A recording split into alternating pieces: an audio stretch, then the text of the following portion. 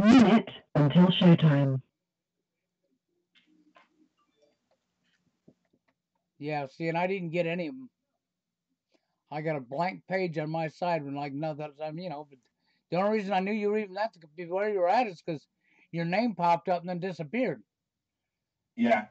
So when your name popped up and disappeared, I knew you were sitting there, and I was like, really?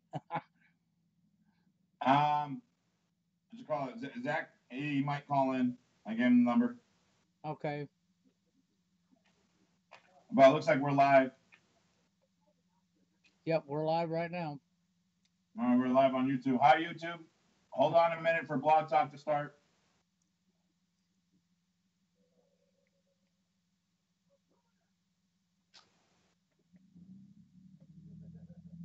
Plus, I'm eating my French fries. Your show will go live in 5 seconds. 4, 3, 2, 1.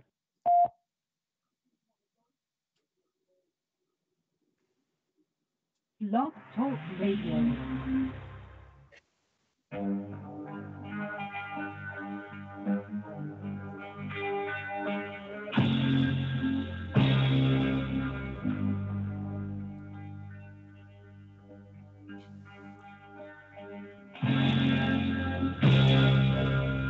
Oh, hello and welcome back. And Jerry's here with me. It's Jerry's Night Up, and here we are up on Blog Talk and live over on YouTube. And welcome aboard, Jerry.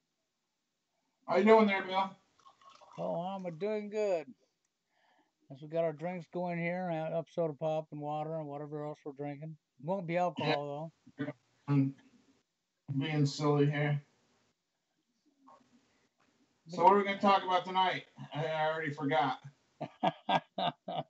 Well, we're going to talk about it's easy to forget things in today's world because it's easier sometimes. Because when you remember what you're seeing around you, it makes you sick. You know that I think, it's funny you brought that up because I came across somebody this week, and they're at that point when you wake up where you're just angry. You're like, God damn it! Everything's just, you realize how horrible. It's like, God damn this shit! I can't believe they did all this. You're just so frustrated that you want to break somebody's neck over all this crap that you're finding out is bullshit. And that's, it's something everybody goes through. And it's hard, I think for many of us that are awake that have gone through it to not laugh because we've been through it. It's like, hey, yeah, I know you know that. I've been through that. But, you got to be on the optimist side of it is once you get through that part, it's a lot easier. Because you do recognize that everything's bullcrap. You're not so angry after a while because, you're always going to be angry and you always should because we need to be angry enough so that we do things to stop these people. But you get to the point where, there's a lot of beautiful things in this world. Not everything's horrible. But, there's a sense of, I don't know, of some of that weight lifts off of your shoulders, once you realize, you're on the right path, so it's just a part of waking up that people got to understand. It's just everybody's gone through it and you're going to get through it and it gets better. Well, that's it. Waking up isn't easy for people because they realize they've been lied to their whole life, and the more they look, the more bullshit they see, the more lies they realize has been fed to them. And yeah, that makes you mad. And some people, it really messes with their heads big time. But once you get through it, it's not so bad. But one of the things I find very common with a lot of people, they wake up, they go through this, and then they try to wake up their family members. And that seems to be a common trait when you try to wake up family members, that it just don't work out too well for most of them. As their family just refuses to see it. And that, of course, that could be very frustrating too when you got family members that you want so bad to wake them up to show them they're your loved ones.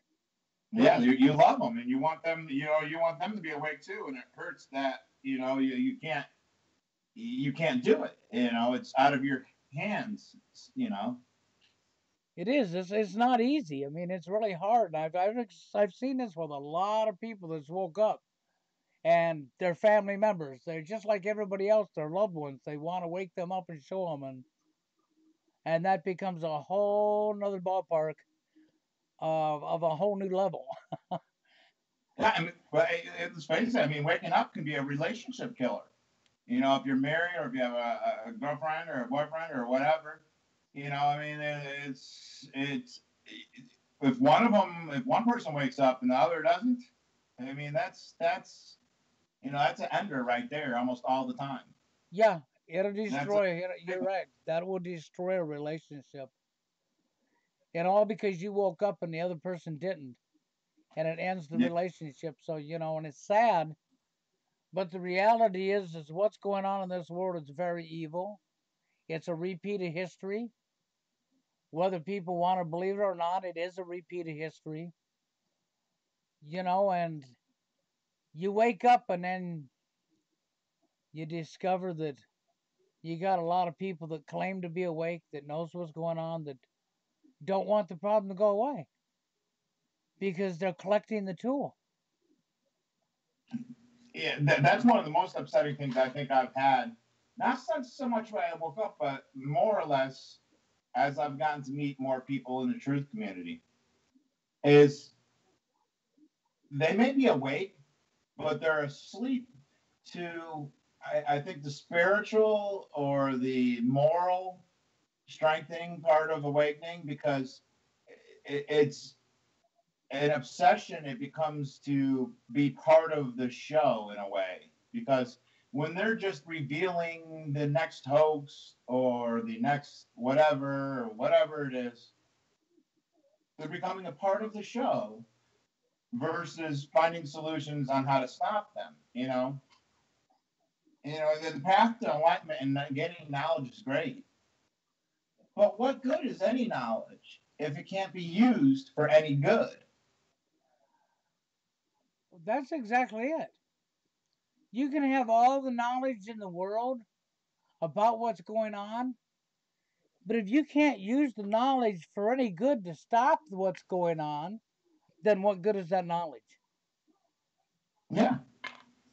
If you know every mistake there is in the world about every single false flag, what good is that if you're not going to do anything with it? That's You it. know, you can have a million pieces of paper or files saved on your computer or whatever you have, or how you did your research at when you woke up. And if you are not organizing a plan of action or doing something to benefit mankind with the knowledge you gained, why did you gain that knowledge? For your own personal greed? Yeah. Well, that's what it comes down to. We got somebody here that came in the chat room says we can't stop what's going on. So then there's the first reason you can't stop what's going on is because you just programmed yourself to say we can't. Yeah. Okay, whether you realize it or not, you have just programmed yourself into saying there's nothing I can do about it. We can't stop it. And that is the very reason you will not stop it, is because you've just told yourself you can't. And maybe in Johnny Supertramp's Matrix, you can't stop it, but in Jerry's Matrix, I'm stopping it. Yeah. I mean, the reality is you don't want to tell yourself you can't do something, because that is the first weapon against your own self. Your first step to failure. Yeah.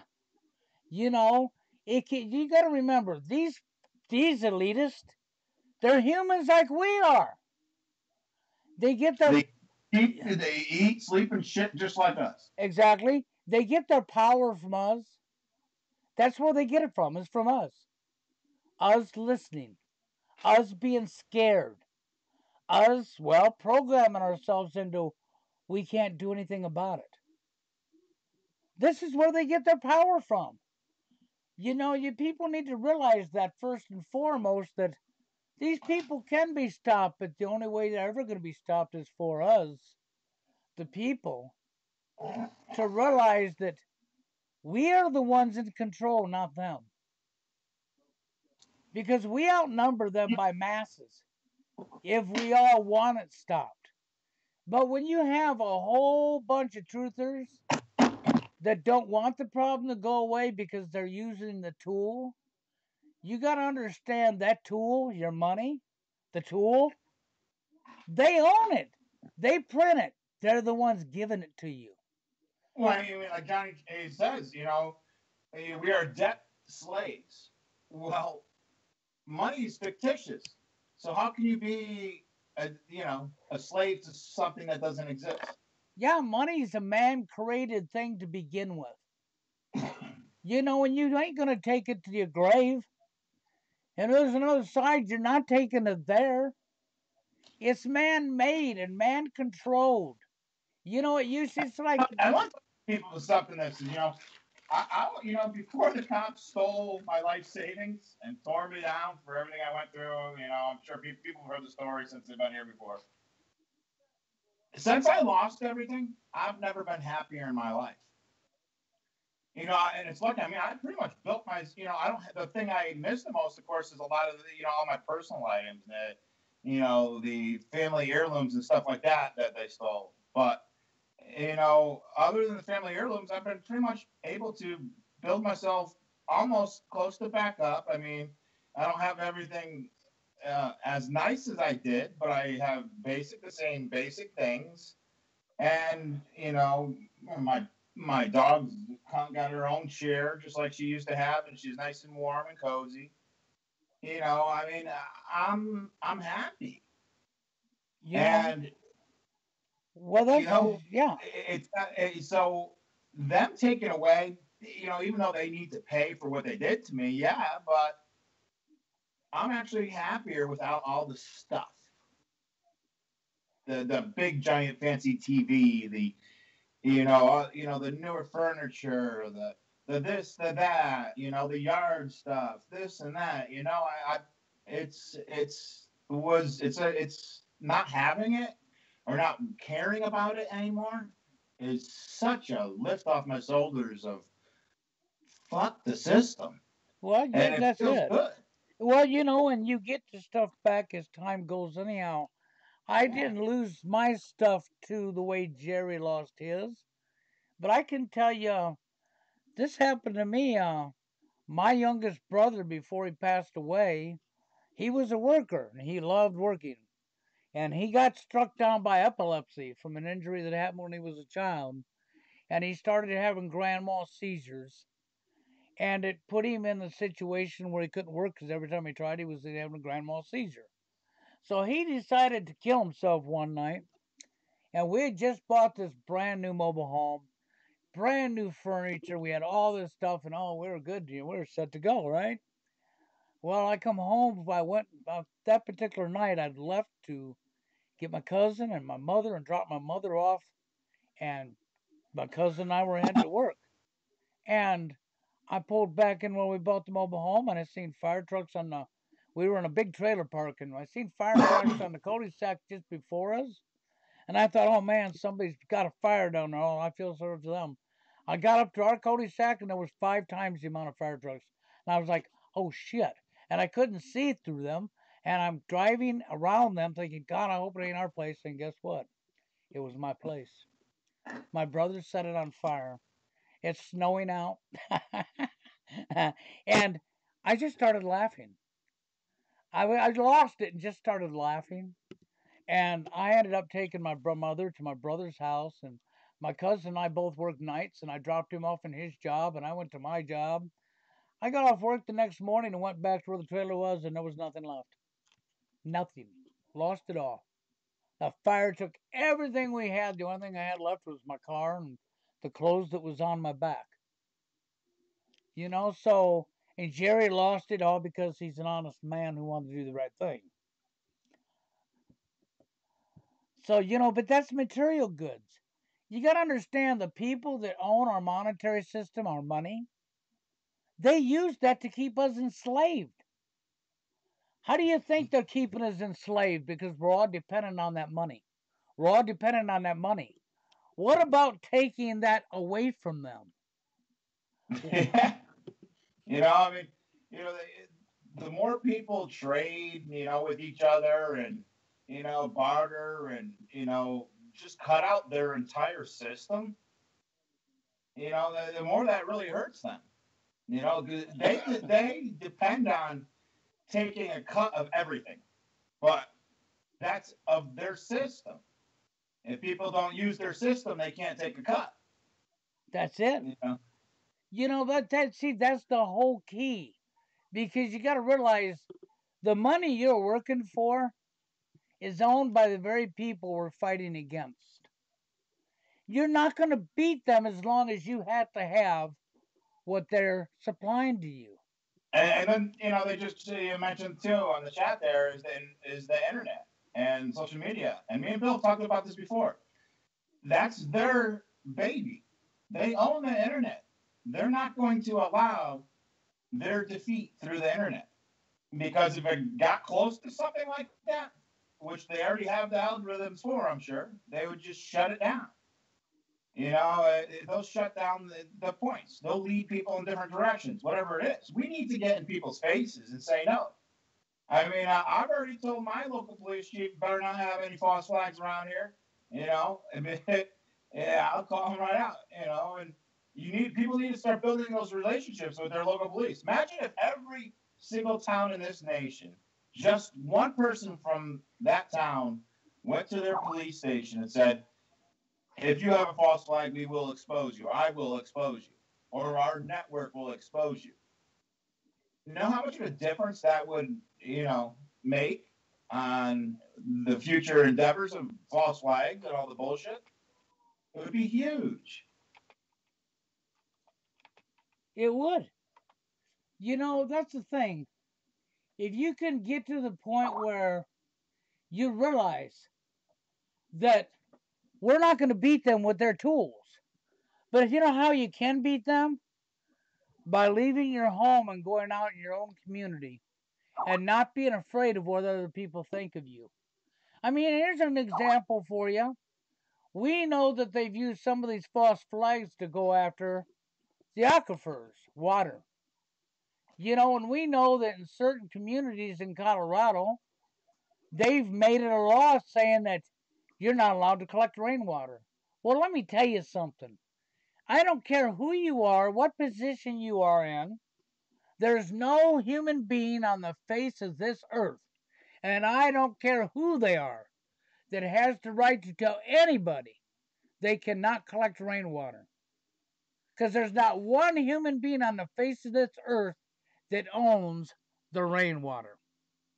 Oh yeah, there's a good question there. Well, yeah, I mean the rainwater thing is just ridiculous. But another question came up: should I learn computer hacking or Kabbalah? Well, here's the crazy thing: we have so many of these, you know, 17 and Frankist, this Mossad agents, everybody else. They're constantly hiring hackers. So I mean, that's a toss up there. I mean, and I think at one point they'll end up merging somehow. Yeah, well, Zachary says it's a federal crime in Washington state to collect rainwater. Well, Yeah, see, the minute they say that, what should happen is the people should become outraged, and the person who's the people trying to push this should be taken and locked up. They're the criminals. You can't tell mankind they can't collect rainwater. But it's see, an element. Water's an element. You can't own an element. It's like owning fire. I own fire. No, you don't own fire. Fire's a thing. It's an element. You can't own. I own air. No, you cannot own air. And that's what they're trying to do. They're trying to own everything. I mean, they're poisoning things. They're putting, they're changing the molecular structure of things with GMOs and everything else. And the chemicals they're putting in the air, and then saying that, well, because we own this chemical sequence, therefore we own everything that's attached to that chemical sequence. No, you can't own the air. You can't own fire. You can't own water. You know, yep, you can't. I mean, and I can understand the point of the whole thing of the ownership of Earth. And just renting it and whatnot because no one person has the right to own the earth, but you should be able to at least have a given space that you have a right to. That's it. And Zachary says, well, not locked up. They should have their head knocked off or cut off or what have you. I would agree with what he's saying because the people at the top, the elite, we know what we're talking about, and I'm not going to give them a name, although you can call them whatever you want. I'm just going to call them the idiots at the top, the psychopaths at the top, okay? It's as simple as this.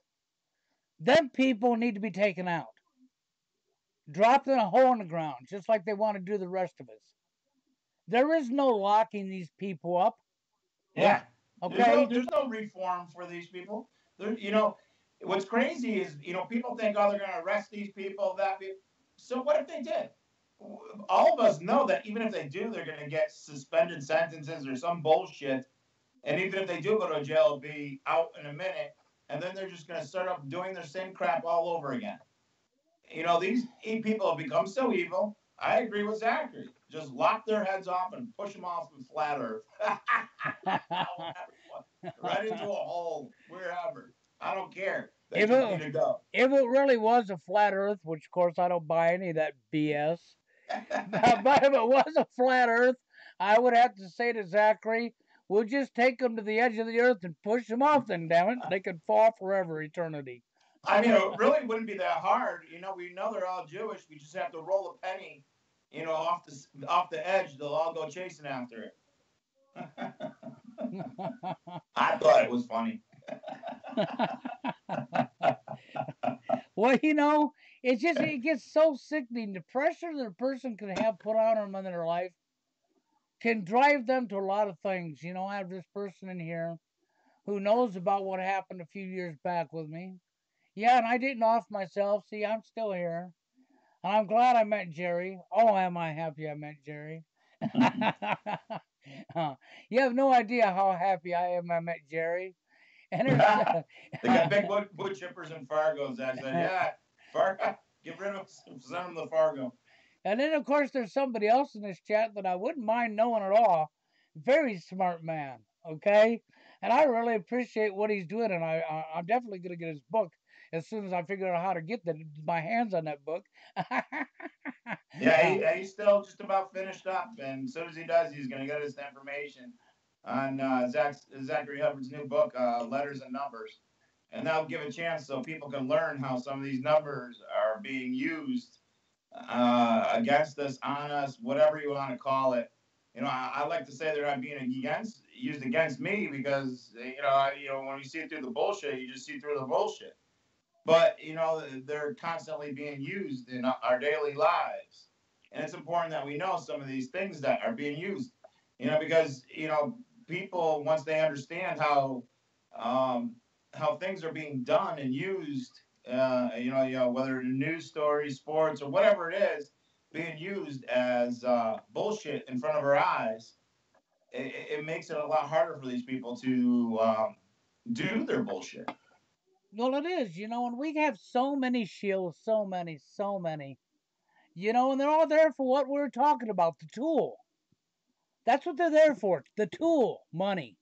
The tool, money. And, that's why I said people need to understand, first off, the people who own the tool, your monetary system, they're behind what's all that's going on. I understand we have to have it to live, but I also understand they don't have to own it.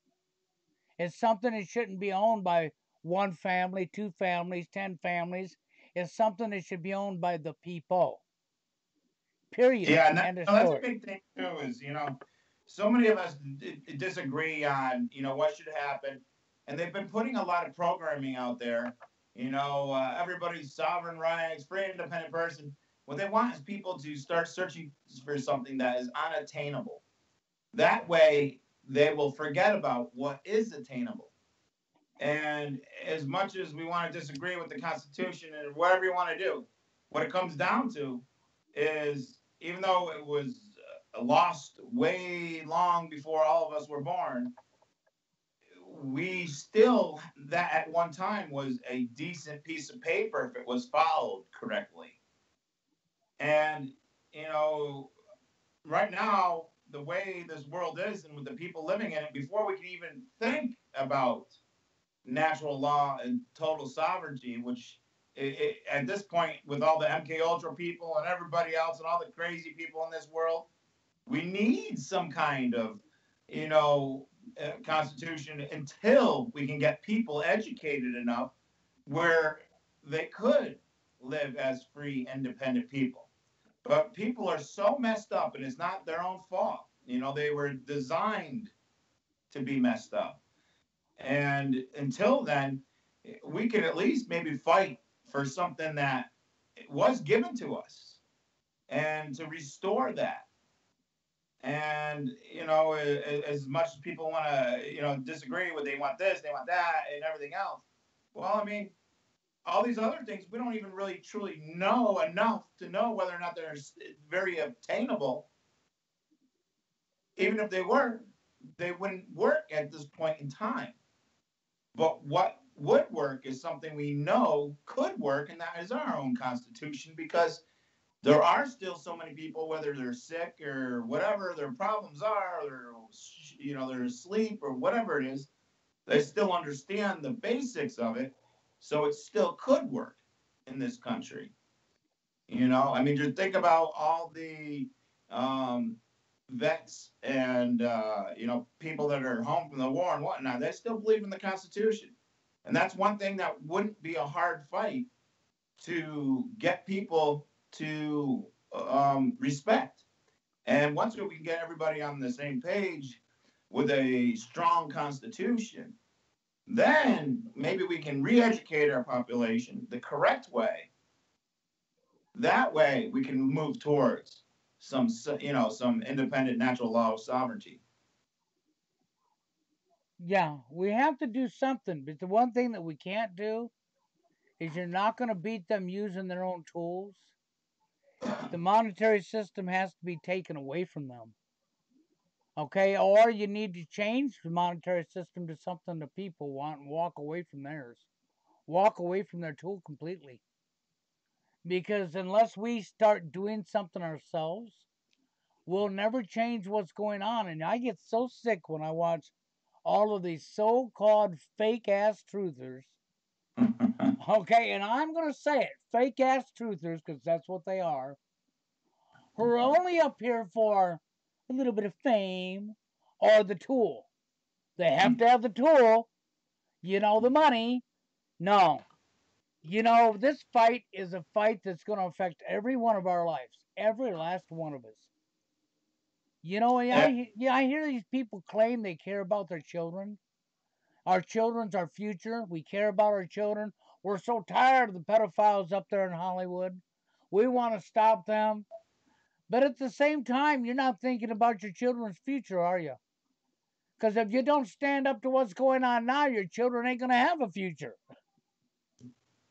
and well, people don't want to hear that they're going to have to start getting out of their basements, out of their, you know, behind their computer screens and out of their house and getting out there and just saying, no, we're not going to take this shit anymore. People don't want to hear that they'll have to do that because, you know, that's out of the comfort zone. You know, it's tough. I can understand that. Sometimes when you wake up, it's a tough thing, man. You don't want the whole world to know that, think, oh, you know, think this thing was fake. You think that's fake or whatever. You don't want people to think this or that of you. But, you know, if you want to make a change in this world, you have to throw out that part of your ego where you care about what other people think.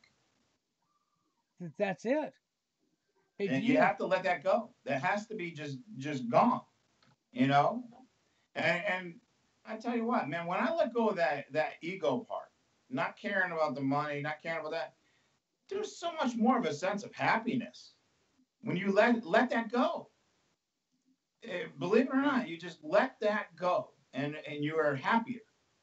And I know it's tough to let that go because, you know, we've been trained all our lives, you know, whether it is, I got to have new sneakers, I got to have new pants, or I got to make sure I look presentable here and there. And, you know, I went to the grocery store today and there's somebody in a section I didn't, you know, I wanted to get into to get, you know, get some stuff, get some juice or whatever it was. So I just started banging the cart into the side of the aisle, mumbling all kinds of weird shit. They cleared right out of the way. I didn't care what they thought of me. You know, Zachary said something that's so true. People want to go shopping or watch their sports game. These people are ready to go to war over a parking spot. That's right, they sure are at the mall, but they aren't ready to fight for their future. That's Yeah. correct. That is so correct. I mean, that is spot on. You know, and sports have got people so brainwashed. You got two teams playing, okay? You're in the same arena. You got the fans for the one team and the fans for the other team. And what are they doing? They're bashing each other's lights out because, well, my team's losing, and how dare you like the other team? So they're so divided, they're bashing each other's heads in when they should be bashing the elite's heads in. Yeah. I mean, that's it. They got everybody brainwashed not to not fight. I mean, don't you think that maybe the one thing they don't want is what we should do? Exactly. You know, if they didn't want us on the computer, or they didn't want us watching videos, or if they didn't want us doing this or that, it, you know, it wouldn't be there for us to do.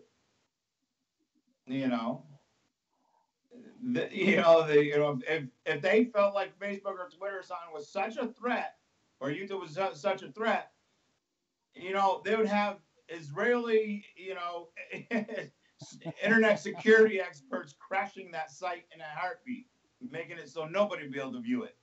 You know, Exactly. that's that's just how it is. I But won't the say. problem is, you know, I mean, we come across it, what, 90%? You know, 90% of the people out there, YouTube or anything else, are shills. And that's why Bill has been a little bit upset too, is because we got so disgusted the other night when we looked up Jason Goodman's home address and see he lives in a $4.9 million apartment in New York, in Chelsea, one of the most expensive parts of New York. And he's asking for money. These shills are loaded, getting money from Mossad, and they're still asking him for money. And people are giving it to him. Okay, thank you, Zach. I would love to have you call in. That's for sure. Eat your Yeah. dinner and we'll be here. But no, that's it. You know, I get so I got so disgusted over that because you're looking at somebody who has a $4 million apartment.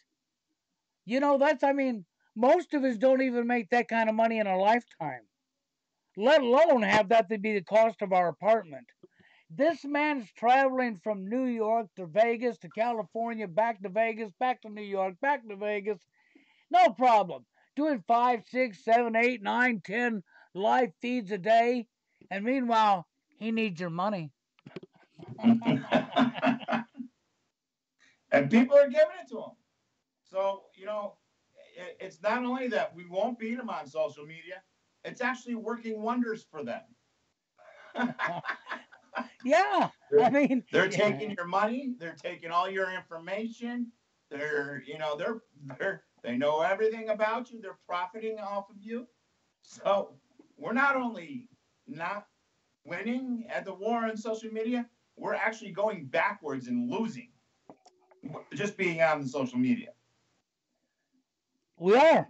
And with all these shields up here, these fake ass truthers, you know, who are only here for the tool, they don't want the problem to go away. They're like Alex Jones.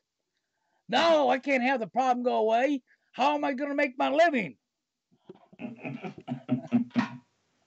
How about by taking the monetary system back away from these criminals and walking away from them and just taking our country back, taking our world back?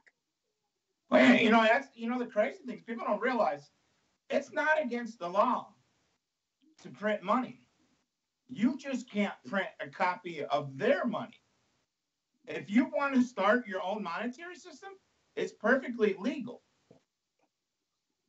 If you wanted to put a printer in your front of in your office or wherever you are, and just start printing, you know, Joe Smith's, dollars or whatever you want to call them, you could do that. Of course, it's not so easy to get everybody to use it, but the thing about it, it's not against the law to start a monetary system. And they stole our monetary system because it's our monetary system that they lease back to us. Exactly. I mean, they literally stole it from us to begin with. And this is where, like I said, you have to start somewhere, but you got to understand if we don't start fighting back, we've all lost. You cannot win a fight by not fighting back. You can't win a fight by saying, well, there's nothing I can do about it. I mean, you programmed yourself to do nothing. Yeah. People think that I think I'm going to change the world or whatever. I'm going to stop everything by having a Sandy Hook protest. I understand what's that basically he's not going to change anything, but it might inspire somebody else to go out and do something, and then that might inspire somebody else to go out and do something. But if nobody goes out there and does nothing, we're definitely fucked. Oh, we're yeah. definitely not going to change anything. I mean, well, that's why, Ron's asking how, okay? Well, how is through all of us like minded people, like yourself, you're here tonight, beating your head and coming up with ideas of things that we can do. Yeah. Me and Bill came up with an idea of, maybe after the protest, raising money to put up a permanent memorial for truth, so that there's always, something in written that tells the truth about all these lies, or even having people go online where they can get laser inscribed pieces of granite that have ancient knowledge and stories of the truth laser engraved in them, so they can pass them down to their family. Well, here's a weapon for you. If you want to know what something you can do, here's something you could do. You're trying to wake people up that are sleeping, right? The first thing you need to do is you need to reach them in an aspect of something they'll understand. That most people all understand they hate a pedophile. We don't have a disagreement there, right? Most people understand they hate that person that's going to be sexually abusing their children. Okay? So what if you can show these people that the people that are in these certain positions, just certain people, that they're doing exactly this? Do you want this person doing this and now you're going to let them run you? You're going to let them tell you what to do? I mean, if you can enrage some of these people, I mean, that's just only one idea. But if Well, you know what the big thing too is, you get so many people that are enraged over this stuff. But if you tell them, well, why don't you go hand out flyers about it in your local community? Oh, no, I can't do that. They're too scared to do that. They're fear to do that. I might be embarrassed or whatever. So you're telling me being embarrassed or whatever is more important than, the rage that you have against these people? That's How it. Does that make, I mean, imagine going out there and raising awareness for of child abuse or child pedophilia or anything like that, which might actually, people around town or something, see people out there raising awareness about it. That might actually stop somebody because it might stop a pedophile in that community from doing it. Because if there's a pedophile in that community, seeing there's people that are actually paying attention to this stuff and out there saying something, that might make them think twice. You got that. So why are you enraged if you're not even willing to do anything about it? Do you understand what I'm saying? What I'm trying to do is just give you an idea. That's only one idea. Can you think of something in your mind that most people would enlighteningly agree with you upon? And could you use that to fire them up or to make a spark go off in their head and make them think?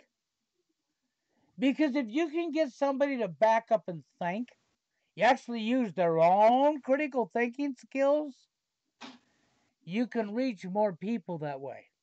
I mean, Jerry said something very valuable here tonight. because he talked about what is in his story. He don't care what people thinks about him. He don't care. Where do you think I get my fight from? Why do you think I've been here all these years? It's just TFL alone. You know how many times I've been attacked? I've been called a pedophile. I've been called an animal abuser. I've been told, hell, I even killed Sabrella 13 and buried her in my backyard, according to these idiots, right? Now, of course, I've done none of that stuff. Okay, but I had my life threatened. The worst thing that's ever happened to me online was when my son was like 7, 8, 9 years old, and I had this person come up and say they were going to find where I live, they were going to beat the shit out of me, they were going to tie me up, and they were going to rape my child in front of me. This was literally told to me. Okay, so I even had them take the sex offenders list, capture it, crop it, put my picture over the face of somebody else and black out the information and post that fucker up online. I mean, go ahead, when you get into this stuff, I get attacked all the time. I was, on my International Bureau of False Flag Investigations page, people were seeing I was getting attacked daily by the Sandy Hook people. The threats were direct, and then I was showing people how I'm not even allowed to report them. I try to report them, brings up blank pages or whatever, and they've told me, these people that have threatened me have told me that they work with Facebook. They literally, I put up a screenshot showing how they said, that they are from there. I mean, these people, they don't care, and what they're so scared of is actually having some light shined on them, that they may have to face somebody that's going to say the truth to their face. That scares them to death. They could care less what you say online. They might, try and dissuade you or point somebody in a different direction or something like that.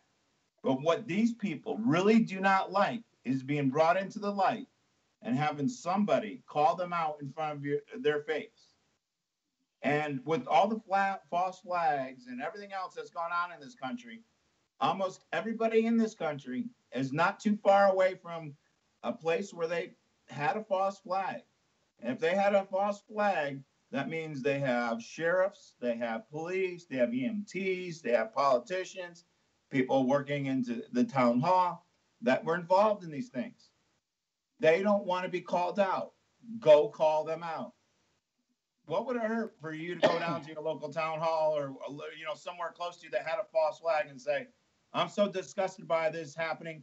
I'd like you to sign a little thing promising you'll never be part of a false flag again. Of course, they'll say no or whatever they want. They'll ignore you. But you're letting these people know, that they're going to get called out in anything future. Think about how much of a change that can make just by letting these people know that they could be called out. They do not like to be called out right in front of their face, to face their lies right in front of their face. Oh, no. Trust me, They hate that. They do not like it at all. They hate that with a passion. And they're scared shitless of that. But see, they wouldn't be scared if they had been honest and never done this to begin with. See, they're scared of being held accountable for their criminal actions. Okay, on to us, a violation. It's like when they have a false flag, and not all of them, but some of them are used to steal your water. You don't understand. People don't understand what's really going on under their nose. They want to own everything, as Jerry said. That includes every single water aquifer globally. All of the water. Now, can you live without water? Ask yourself that. So why nobody should, and I don't care who you are, it's like with rainwater. Nobody has a right to that. No human being on the face of this planet has a right to that. So it should enrage you. You should want to stop them. It shouldn't be, well, I'm scared. Well, but they might put me in a FEMA camp. Well, I'll tell you something right now. They come to put me in a FEMA camp and I'm ready to die. I'm not scared of dying. They'll never get me there. And that's the other thing, man. They don't need to put anybody in a FEMA camp because you're already in a FEMA camp in your mind. If you're afraid of all this, if Yeah. you're so afraid of all this, you're already in FEMA camp. They don't even need to put you in because it would be a waste of space because you're already afraid. So why is they already have you locked up. So they don't even have to finish building them. They could just halfway put something up, put the word FEMA on it and scare the shit out of everybody, and that works just as good. Oh, it does. It does. It does wonders. It's like guns are great because if you got a gun, okay, so maybe you can take one or two of these jerking order followers down with you, right? If they come to grab you up. Have you ever heard of fighting back? I'm not talking about getting in a fight with the guy at the ball game because he likes the opposite team of you. That's being an idiot. Why don't you save that energy to want to fight your real enemy instead of your fictitious enemy that you don't even know that's never done nothing to you? I'd rather fight to make sure something bad doesn't happen, even if it wasn't going to happen, but there was potential for it to happen. I'd rather fight to make sure it doesn't happen than that potential to be there. That's it. That's exactly it. We're allowing that potential to be there because whether they ever do come to round people up or they ever don't, the fact is the potential is there. And the behavior patterns have demonstrated a historic similarity to the past. So those possibilities are very real. So don't you think you should fight to make sure that those possibilities don't become realities? That's exactly it. See, so this is why I'm telling you, there's enough of us if we put our heads together, we can come up with different ideas. But it's good, regardless of what, it's going to involve leaving your house. You're not going to do it from behind your keyboard. It's going to involve leaving your house and getting involved. It doesn't matter. I know Jerry's right. That's the tough part. But regardless of what, you got to understand that if we're not willing to do this, then that means you're willing to just take it, let them have everything, and let them coat and kill you, huh? So you're gonna sit back and let them kill your family and kill you. You're not even gonna try to fight back, huh?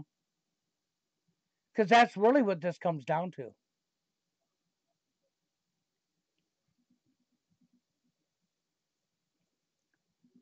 There's our little squirrels. They have so much. We have more. What do they? They have so much.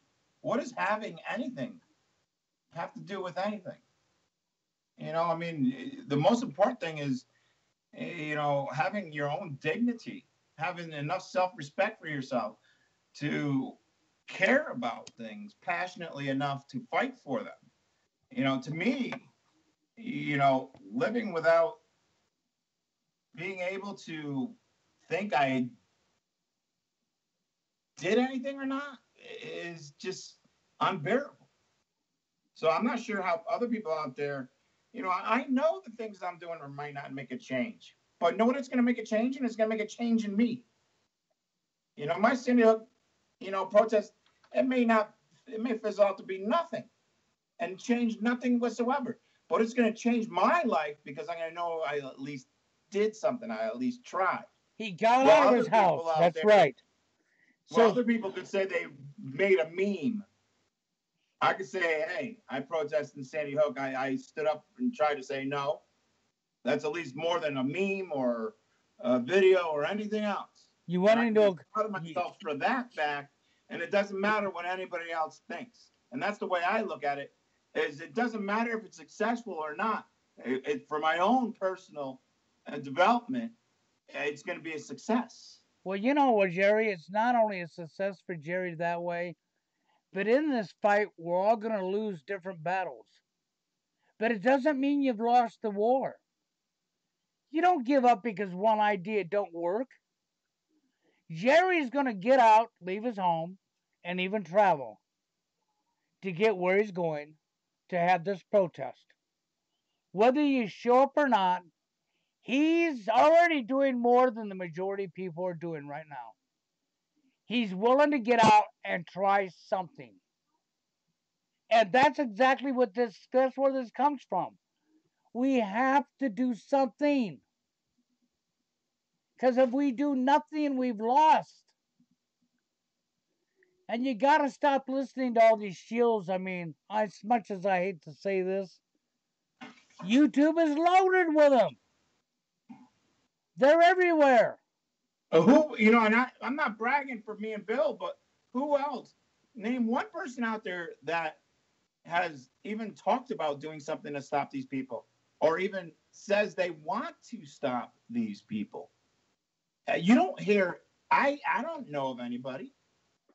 I don't know of anybody that says they want to stop these people and they would like to at least try something or try this or do that.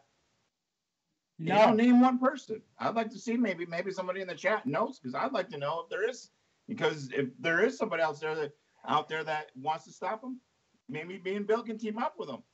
And I know Zach wants to stop. Zach wants to kill him. Zach's ready to go. It's so. I'd like to know if there are more people out there that want to stop these people, because that's what we want. The only way we're going to stop these people is finding more people that want to stop these people and teaming up with them. That's the only way. And because it's not about anything monetary or anything else. So many people have made a career out of this. If the false flag stopped and all the bullshit stopped, it's almost like they're worried they wouldn't have anything to do. It's great that, people got into the whole exposing that stuff in business and all this and that. But this is not a business. This is liberty. And I'll say it. Give me liberty or give me death. For real. That's what it comes down to. The thing is this. How many of you in this chat room have children? Or grandchildren? And if you do you really love your children or your grandchildren? Do you want them to have a future? Do you want them to have anything? Do you care? Because without care, you have nothing. You can't just care about, well, I care about my wife, or I care about my mom or my dad or my children. You have to be able to care about what's right and what's wrong, which is what most people fail to do. They got us so disconnected. Look at all the people. They're walking around carrying their smartphones. That's where they live, is on their smartphone, on their tablet. Or they're hooked into a game walking down the street with their face buried in it. They don't care about what's going on around them. They don't care about anything because people have lost their ability to care. Yeah, this would be an easy war to win if they had an app that said, win war, swipe right, lose war, swipe left. It would be, sure, it would be a lot easier, but is that going to work? No. You actually have to do something, And are there ways of fighting online? I'm not saying there aren't, but yeah, you can hack and, maybe send viruses to, do something, or you can write emails to senators or this or that. But, people send millions and millions of tweets and, Facebook posts every single day. And they'll even go on politicians' accounts and tweet or Facebook post or whatever. But how many people have actually visited a senator's office? Even if they're there or not, just knocked on the door and said, hey, I want to talk to my representative. Most people, back in the day, that's what used to be done. You wanted to get something done, you went and saw your representative. People don't do anything. They don't get behind, behind anything anymore. But you're not going to go to jail for going to your senator's offices and say, hey, I'm seeing how they're committing all these false flags in many different communities. I'd like you to make a pledge that you will not be a party to any false flag in our area or this or that. how hard is it to do something like that? What if it took maybe a half hour of your life to do that? That's it. That's You know? exactly it. But see, you've got to. I mean, we have to start somewhere, and you have to be willing to leave your home because it's going to take us hitting the streets. It's going to take us passing flyers. It's going to take us going to the senator's office or your local congressman's office. It's going to take us letting us know. A person said, "Do we believe there's any white hats left in the government fighting on Oh, our wait, no, side?" wait, has yeah. Okay, well, I have to say this. Do I believe that there's any white hats in the government working against them? I think there's a little internal war going on with the government right now. But Here's the thing is, as tough as people don't even want to admit, there are a low level. There are some people in the government that do care and are awake, and there are some people fighting the war out there secretly, and they are in a more dangerous position than a lot of people. And there's very few of them, but they are, and it's those. Maybe those are people you can reach out to too. I mean, you got to reach out to whoever you can, that's actually on the good side. But the problem is almost everybody's compromised. Our whole government is just about compromise. So it's a really tough situation we're in. And when we see a hole, whether it's a protest or something happening, and we see it's the right hole, we need to jump in there and back them up, whatever right direction is going. But the problem is they got so many people on the right side or on the left side, and this side or that side, that people, they're being led in so many different directions, they don't even know what's right anymore. And it's tough to see through all this bullcrap, and we understand that. But the most important thing is standing your own ground and saying, hey, at the local level, my community or whatnot, whatever it is, do something. I'd love to see everybody come out to Sandy Hook. But if you can't make it, that doesn't mean you can't do other things. that's it. I mean, you could write up something on your computer. You got a printer. You could print up some flyers. You could go out and stick them on people's car window at your local New World Order store. I'm sure all of you have a local New World Order store near you somewhere. Okay? And if you ain't got one near you somewhere, you can go to another store. Go to a mall. And just start putting flyers on people's windows. If Yeah. nothing else, I mean, at least you're doing something to try to get people to see what's going on. How cheap it is to print little cards. You can print a shitload of little cards, and then on a day they heavy chemtrail, just put cards in people's under their wipers saying, "Look up, those aren't clouds." Just to get people to think. I mean, it doesn't take much effort to make a change, and you don't know if that little effort might actually inspire somebody else to do something. And if you inspire somebody else all through that little effort to do something, you've accomplished something. Yeah.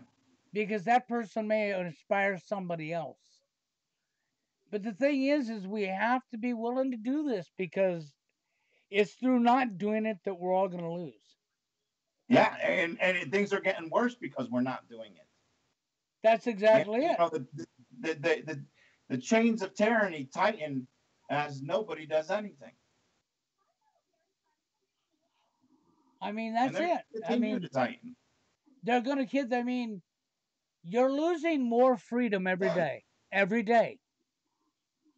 And unless you are willing to get off your, and go out and do something, because I'm definitely not afraid to do it. And I'll go out there and I'll do it. I don't care what other people think of me. I just don't care. You can't care. You have to care about what's right. Because the reason people don't care is because of all the social conditioning programs they've pulled to make you not care. And you got to think about the only people that are going to care or that are going to say something, that might offend you, are people that are asleep. And why would you care what some sheeple thinks of you? Why would you care? They're beneath you. Why would you care what some sheeple thinks of you? I see. To me, it doesn't even make sense why people would care about that. Well, I can agree that you want to make sure something's effective. That's the reason I said come up with little ideas that most people would agree or It inspire doesn't to. have. That's missing the point. It doesn't even have to be effective. It doesn't have to be. It's just the process of doing it. It does not have to change the world. It doesn't have to, change everything. It doesn't have to be the biggest thing in the world. It just has to be something. It, so the effective part is, that's great. The more effective, the better. Yeah. But it's not the point. It doesn't have to be effective. It doesn't have to be perfect. It doesn't have to change anything. All it has to be is something. Because nothing is nothing. That's exactly it. Nothing is nothing, and that's why they're getting where they're getting. That's why Yeah, they're I mean, yeah, winning. nothing's gonna get us nothing. Something might get us something. Even if something doesn't get us something, it's still a better potential than nothing. Well, yeah, because nothing is going to get you something, but it's not going to get you the something you want. No, Nothing exactly. is not going to get you the something you want. It's probably most likely going to get you an early visit to the grave. Yeah. I mean, these elite, they're poisonous. They poison us every chance they get. They've changed our history. They've lied to us. But here's the thing. Do you think it's going to stop if we, wait until we figure out the perfect answer? Do you think it's going to stop, while we're deciding what we're going to do? It's going to actually get worse. But they'll fool you and make you think it's getting better because that's how they always do it. They continuously make you think there's it's going to get better and that there's a chance this is going to solve, or Hillary's going to go to jail, or George Soros is going to go to jail, just so you don't do anything. They're going to Yeah. continuously give you a little bit of hope so you don't do anything, and they can continue to rape and pillage the world like they have for a long time. Well, they're not going to stop until they get all their wants together. Then they're going to stop. And then all of you nice little shields out there think that your nice little rich style's awesome. You'll find yourself on the first list of people to be killed. And then, of course, we'll trickle right on down the line. And by the time all that happens, of course, you'll realize that you've lost all of your freedom, you've lost all of your rights, and you don't have a right to think with your own brain no more. You have to zip your mouth in fear, for you might be killed because you dared to think something they don't want you to think. Why do you think they want all this humanism and everything else? Why do you think they would like to chip your brain and everything else? Because they think you're too stupid, too lazy, and too much of a useless eater to be able to think for yourself. That's what they think. And you know what? If we do nothing, they might actually be right. But if we do something, we're proving them wrong. Not just that, they don't want anybody to be able to think for themselves because that chip they'll put in you will tell them that, look, this person's thinking for themselves. We can't have that.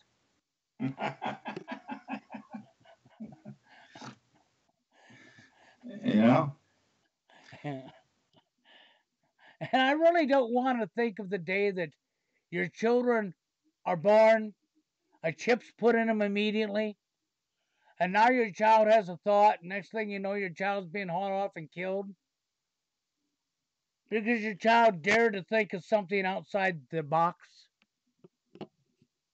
The box they create for you. The one they're going to put 6 feet under? Yeah, I mean, and as far as this mentality people have about being above somebody else, I have an old saying for you people who want to be above somebody else. Don't worry. When they colt and kill you and drop you in the horn ground, you might be lucky enough to land on top of somebody else. You'll be above that person. Isn't that awesome? And another thing I've learned, there is some kind of weird karmatic thing in this world. And when you do things that, that come across your heart and are passionate about doing for other people, and to me, the Sandy Hook, protest is mostly about stopping that permanent memorial, because I don't want to see it for future people or generations to come. I just can't imagine people going and seeing that memorial. And, to me, thinking of people walking up, seeing that memorial and thinking that Sandy Hook happened the way it was told, that would make me sick to death. Yeah. So, these things, that you do for other people, I know it'll come back good for my own self, because it's just the right thing to do. It is. It doesn't matter what anybody else thinks. I don't care if people in the truth community think I'm crazy for doing it, or people out there think I'm crazy for doing it, or what. I can give a shit at all. The only thing I care about is it's the right thing to do. Yeah, that's it. And Haley, don't worry about no notifications, because see, you got to understand, we're breaking all the rules of our new world. We're telling truth, so you're not going to get notifications. Bill got kicked off his other channel for 2 weeks this week, and I got kicked off of my YouTube channel for 2 weeks. Yeah, it was funny how it happened. We're both already under suspension. I mean, they went right after me, and then I tell Jerry, and then right after I tell Jerry, they go after him. So they went from Bill to Jerry. I mean, Done telling me about him getting suspended on YouTube for the 2 weeks on his other channel, and a notification pops up and hits me. And if I get a strike on it, and if I get one more strike on my other channel, you won't see it no more. It'll be gone. I'm in the same spot too. So, they gave me 2 weeks off, and I'm sure they're, just dying to give me another strike. Oh yeah, exactly. And and I'm used to it. I've already had 3 channels gone. Yeah, there's more people than me that, there's people that have had more channels gone than I have. But, I backed off for a while when my son was still underage and I had all that BS happen up in Sheldon, Iowa. I backed off for a while because of that, because I wanted my son to at least get of age before they come through my door and take me out. So I backed off for that reason.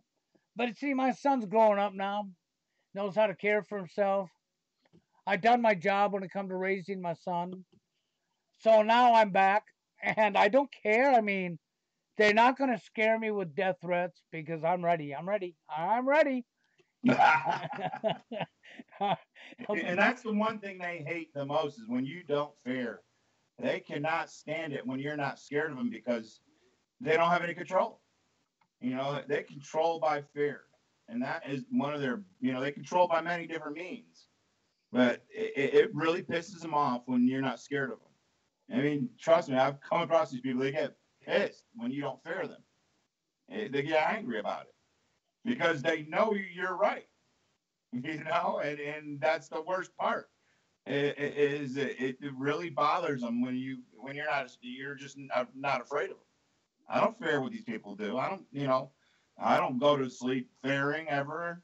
No, not at all. Fear them. If you're doing the right thing, and and you got love in your heart, there's no reason to fear. It's just that way. I've had some crazy dreams now, mind you, doing this stuff. I mean, I've had a crazy dream about I don't know where I was at, but I looked out a window, somebody was standing in the window, and I was in the room next to him, and I went in there to look out the window what they're looking at. And in my dream, I was thinking to myself, that better not be Trump. And then this person, speaking And I go down there all pissed off. Who the fuck is that? And I got up to where they were at, and I actually walked up on the fucking platform they were on, and the person turned around and was speaking, and it was Trump. Now, this is the craziest dream I ever had in my life. Next thing I know, I'm being grabbed and held down, okay, and they're sticking a needle in my arm, and I woke up. And I was Well, like, that's not a good dream. no, that wasn't, okay? And then I had a dream about one of my arrival shills here that I've watched for a long time, and I've known for a long time he's a shill. Yeah. Some guy named Montygraph.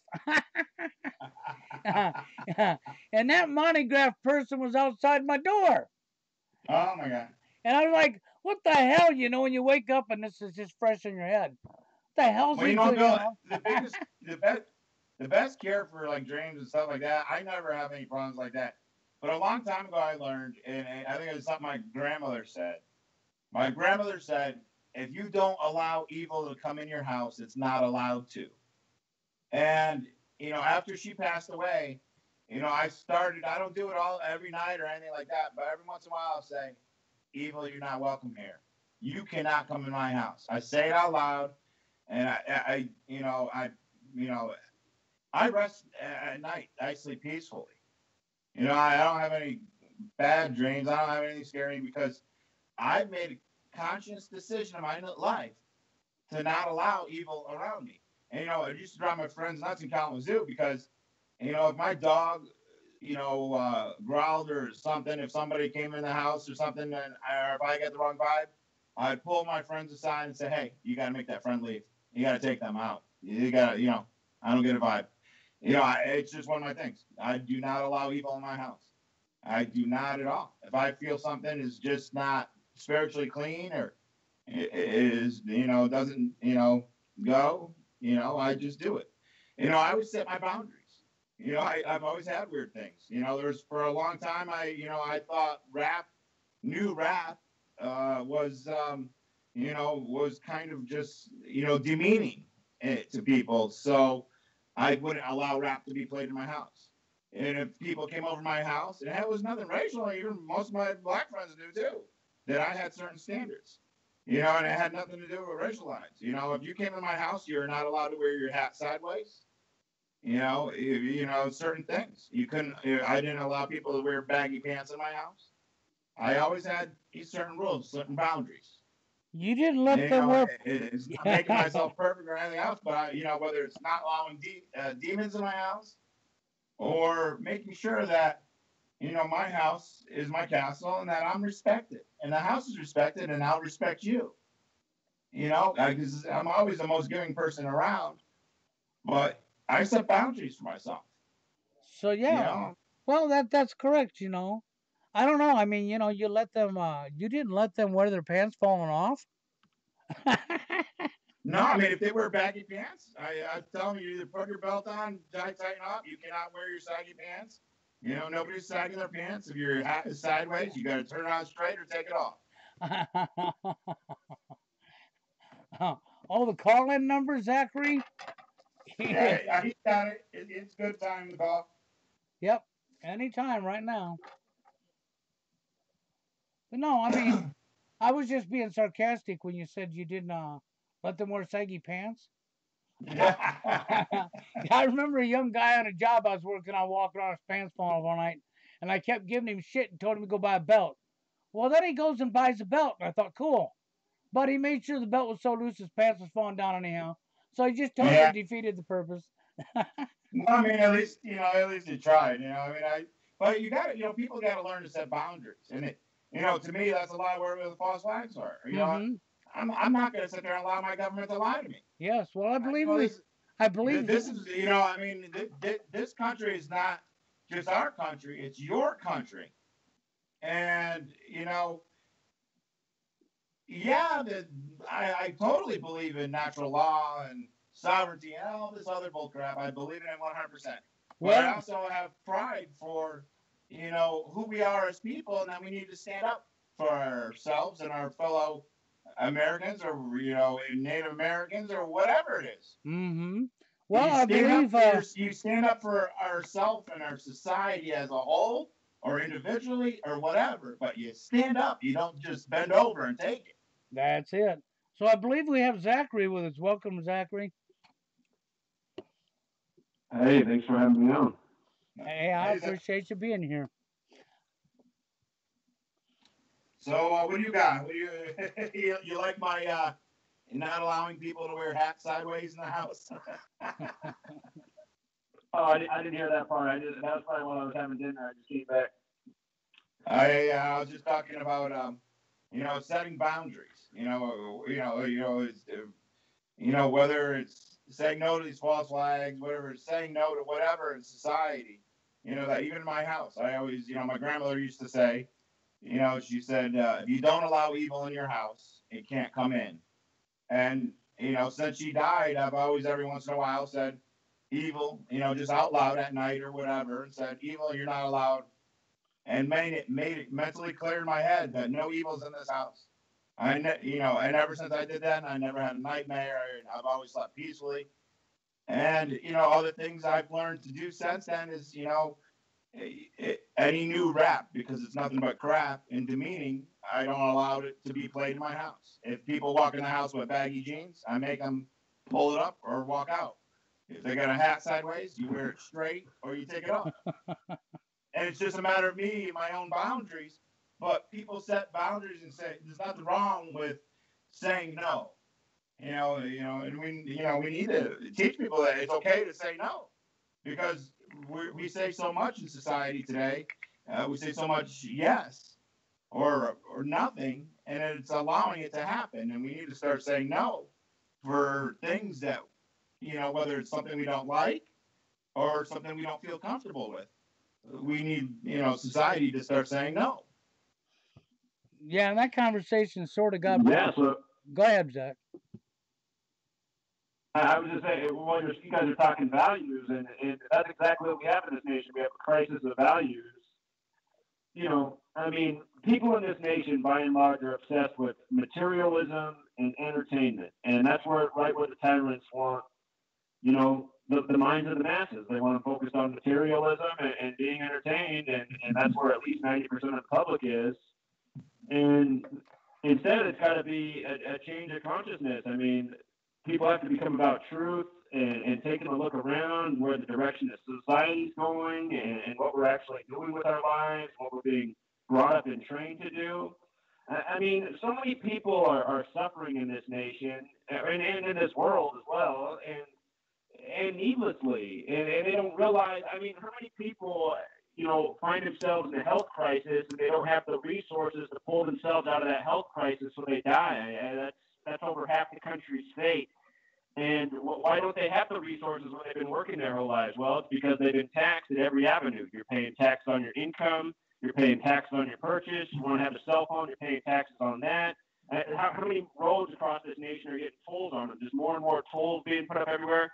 There's just more and more taxes. People are working longer hours, lower benefits, less take-home pay. And meanwhile, they're still just mostly focused on what's going on, what movie's coming out this weekend, who's my favorite sports team playing. And this is what has to change. I saw somebody in the chat about, before I went to dinner, I saw somebody left a comment, how are we going to reach the masses? And, the only way we're going to reach these masses is by taking over the airwaves, the television. And what I've been preaching for years now is we need to wake up enough people. You guys are using the boots on the ground terminology, which I like. We need to get enough people that are willing to put boots on the ground, and we need to line up outside CNN, NBC, ABC, all these networks, and on the same day, we're all marching into the studio. We're going to knock Anderson Cooper right off of his stool, and the rest of these talking heads, and we're going to say, you know what, enough's enough, enough's enough. This is what's on the airwaves today. And until we take over the TV, I don't know if people have seen the movie Network. If you've never seen the film Network, you got to check out that movie. Howard Bill. We all need to become Howard Bill and take over the nightly news station at once. And we need to also be coordinating in what we say. We need to come in and say, this is what's going on, and this is what we're putting into tomorrow. Everyone's going to stop paying for their tabs on their license plate. Everyone's going to stop sending in their taxes. We're just shutting it down. There's not going to be an IRS anymore. Because if we can get the whole nation to uprise, and there's nothing they can do about it. There's not enough prison cells. There's not enough police. There's not enough military. That's what we need to realize. That there's enough of us to overthrow the tyrants, and it can be done in an evening. So I think it's completely feasible, and that's what I'm set out to do. And I express that in the book that I'm writing, and I think we can do it sooner than later. I mean, it has to be done because eventually they're just going to push us all over the cliff, and we don't want to reach that day. So I'm with you totally. I'm with you You're totally. right about that. I mean, there was a time where it was a lot easier to do stuff like that because, the way they you turned everything digital, but there was back in the day where you could start your own radio station very easily and reasonably inexpensive. But you can't even do those type of things anymore. The FCC is tightening the restraints. But they still call them the public airwaves, right? Yeah, and people don't realize how much control has been taken over by our federal government over what we are allowed to see and not. Because whether whatever it is that you're watching on television, you're not having. I mean, what? Remember back in the day, there used to be public access on the local community, cable stations. Whatever happened to that? You don't even see those anymore. No. They took that in Spokane, Washington. That's what I know. They're in Spokane. That somebody said, "Oh, I remember this." Well, yeah, some places I guess still have it, but I mean it's rare. It's rare, That's and nice. And not only that, it's disappearing. It's disappearing, and not only that is if people don't watch anymore because there's so much other stuff that they're so into, which is stuff that they own and control. Right. The tyrants have the world addicted to their products. I mean, I've always marveled at how many people are just in line for their Starbucks at all hours of the day. And I'm just thinking, man, if we get all these Starbucks addicts to get obsessed with the truth, we could take the world back tomorrow. And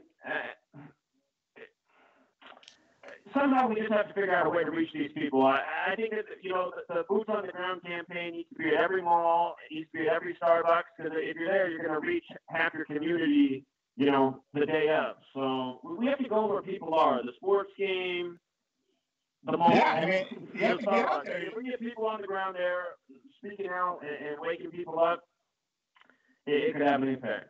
As much as we are almost like a cult following of truth, but it's only in cyberspace almost nowadays. It's not in reality. I mean, how often do you see truthers get together to hand out flyers? You don't hear about that kind of stuff. But those are the kind of things that need to happen because, in reality is where it's going to make the change. When you get in people's faces. And people see, imagine if a whole bunch of local police saw that, well, there's people actually doing something about truth. Maybe we should rethink, doing this big hoax, they might call us out. That's exactly what needs to happen. Last year at this time, I put together a campaign to start something called All for Truth, and a website got built. It was supposed to be about uniting people through the web, but so that they could actually meet in their communities. And then the plan was to get enough people as part of this network so that the next time a false flag happened in their community, a group of people could show up there and put out the word and expose what's going on and hold these police officers accountable. And anyway, I made the mistake. I didn't vet the people who I had built the website, and it turned out that they were actually part of the tyrant network. So instead, they worked to make me look bad. But anyway, that's still, something like that still needs to happen. We need to use the internet to organize, but then we need to get the feet on the ground. You're right, and it's tough because we do get infiltrated so often, over and over again. But I think we're coming to the point where more and more people are starting to realize who's actually truth and who isn't, because we've seen this so much. Listen, I'll even admit, I fell for some of the shills. I watched Alex Jones maybe the first few weeks I woke up. I think, everybody's been deceived. But I think some of us are starting to get better and starting to be able to read and tell who's the shill and who isn't. And that's a good thing. But now the problem is trying to get us together and get us all on the same page, and then get the people on the same page so we can actually get something done. And it is tough because well, the problem is people are occupied. I mean, almost everyone is trapped in their family and in their job, and they don't have much time other than that. And I mean, that's what I hear from people all the time. They're like, I want to do something, but I got children, and I got to pay the bills. So it's like we have to create a way for people to see the escape from the invisible chains that bind them. I mean, essentially in this society, there's enough shelter, there's enough material goods. Well, what we don't have a supply of that's steady is food. If we could reestablish local agriculture in communities, then we have all of our bases covered. So somehow it is difficult to overcome what's upon us, but we have to start somewhere, and people have to see what the direction of things is. I mean, if we don't change the path we're on, it's I mean, look, we know what it is. I mean, the future, the direction of things in this nation, in terms of the poison in the food, the poison in the vaccines, the working conditions, it just gets worse and worse every single year. So, I mean, there'll be a breaking point if we as a society don't take action and change the course of things. And that has to be communicated to people. People have to see what will happen before long if we don't take action. And I mean, also the other direction of things is we're not going to be able to speak out about anything if we don't act soon enough. It's going to be like France, where in France you speak out against Zionism, it comes with a prison sentence. In France you can't even call out the tyrants. It's a federal crime there. And we're going in that direction in the United States. You see a lot of Congress members and all this, you can't boycott Israel and stuff. I mean, 25 about to happen here too. We're probably 25 states. That's where it's headed. That's where it's headed. And what Zach was talking about is a lot of what I've referred it to as the tool. Because so many of the fake truthers are out here, and the shills even, they're all here for one thing: the money, the tool. And that is your enslavement. right. Because it's the money system that's keeping you enslaved. Right. And Zach's right about this. And people don't realize, with the IMF switching the special drawing rights over to China, and with the new Chinese, gold exchange, and then all these empty cities in China and Astana, I almost feel like there's some of these elite Zionists are ready to do an exile and go over and exploit that market. And they may leave us in the dust and shit will fall apart. So if they do something like that, we need to find ways that, we're up here in Maine, we grow potatoes, but when the winters are so cold, we don't have any food, but maybe we can trade potatoes with this, a state for, fruits and vegetables. We need to figure out, because, America could be self-sufficient. And we were for a long time. We wouldn't be here with our ancestors that weren't so sufficient.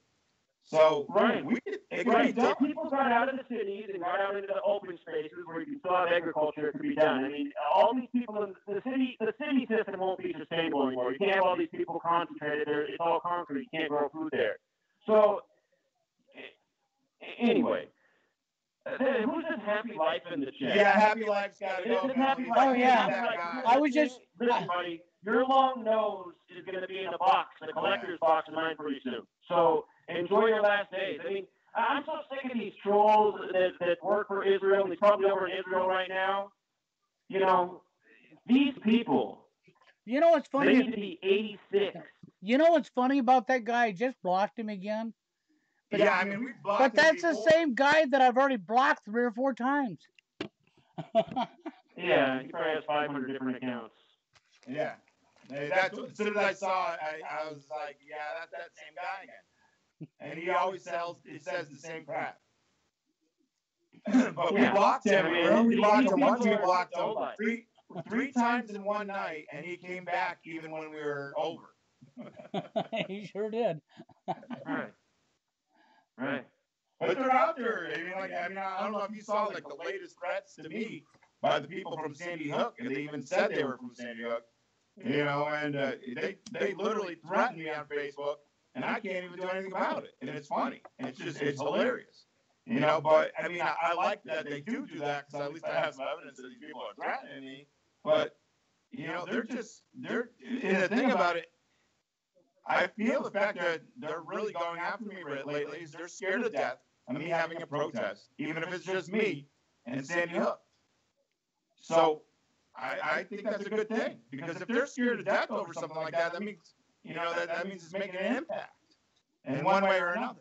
Just the fact that I can put fear into them or really piss them off, isn't that a good thing? You know, it's the way I look at it.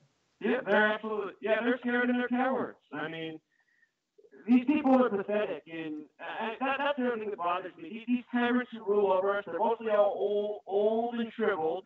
And then you just look at who all their goons are, all their little henchmen. They're all just tiny little. They came back. I know it did. I know it did. If we up the manpower of this nation, we could steamroll these people. Don't worry, I just banned him again. I know he's back. Already back.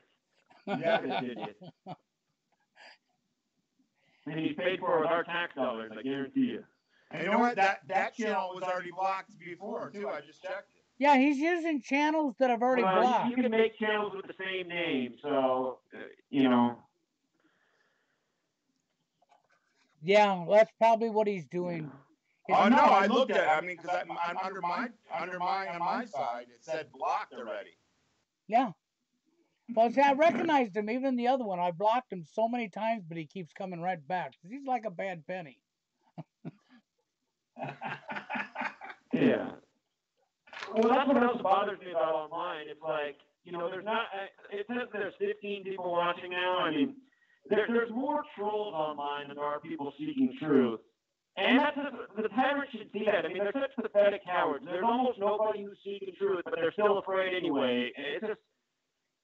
We're trying to get a handful of witches. I mean, well, we're trying to come up with a list of actual real truthers, okay? People like Zachary, like Jerry, like myself. But the more we look, the more I'm thinking, wow, if I'm lucky, maybe we'll get 20 people on the list, huh? It's funny, as we look, we end up uncovering all these shills.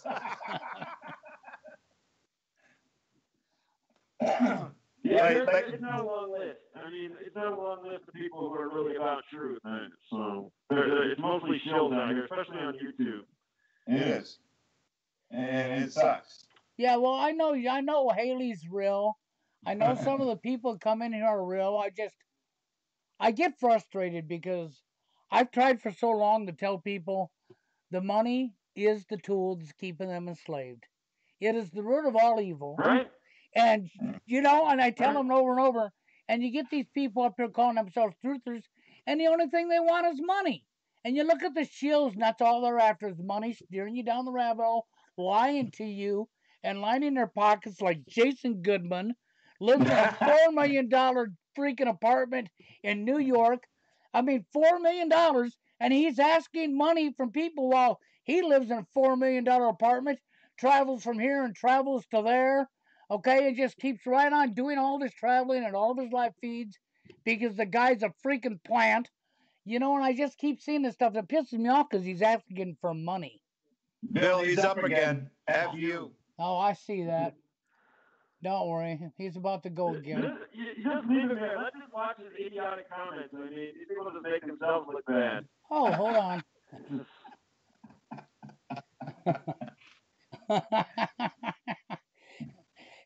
You guys want some gematria on Alex Jones?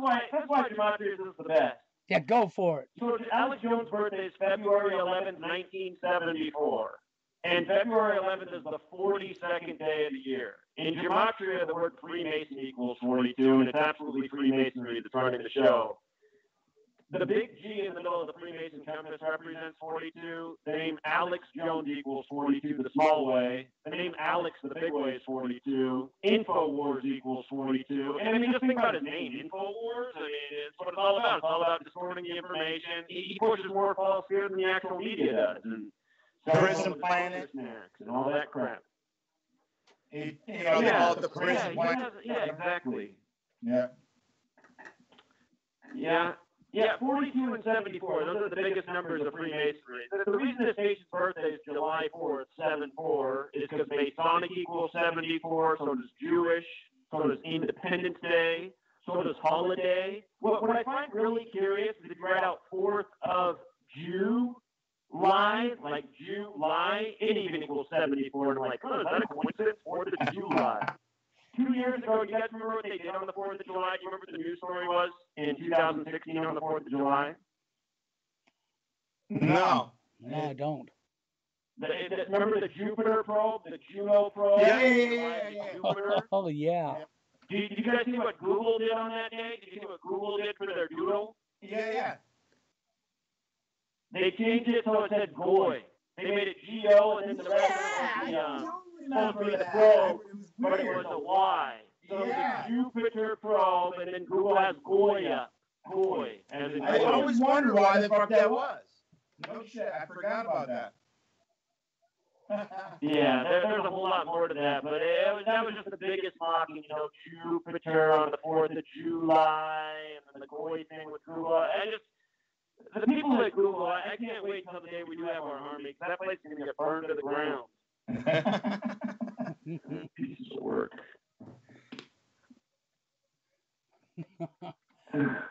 I'd like this FU guy. I would like to know how much he's paid. All these trolls. I just have a feeling they're all making minimum wage. They're in this little troll factory. This one's not that bright, so I'm guessing they just got him to do it for free. Most likely. He might even be paying them for. He might even be paying them for the privilege to do it. Because he's not that smart. Yeah.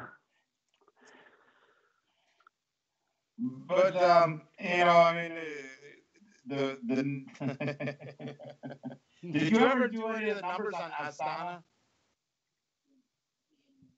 Asana, what's that? Astana. You never looked into Astana and Kazakhstan? The New World Order city? It's I got to show you that place. I can't believe you don't know about it. It's this new city they're building in Kazakhstan, right? And it's got all the symbology. They built a giant pyramid. They got all this bizarre. They got like the square and compass layout, but it's so you can actually see it, and that's what it's not just what it looks like. It looks like that. They got a big phoenix, rising, a big Phoenix Park and all this stuff. It's just, but you have to see it. You have to Google it. Actually, if you go on Google Earth and you just look at it, you'll see it right away. The Phoenix is the Not only that, it's Astana, basically. Huh? The Phoenix, do you know what the Order of the Quest is? Yeah. That's their symbol. The Order of the Quest is the real name of the New World Order. Yeah, I'm surprised you haven't looked into Astana. It'll blow your mind. You just got to look into it. You'll see it like crazy right away. Okay, yeah. Send me the name after the show.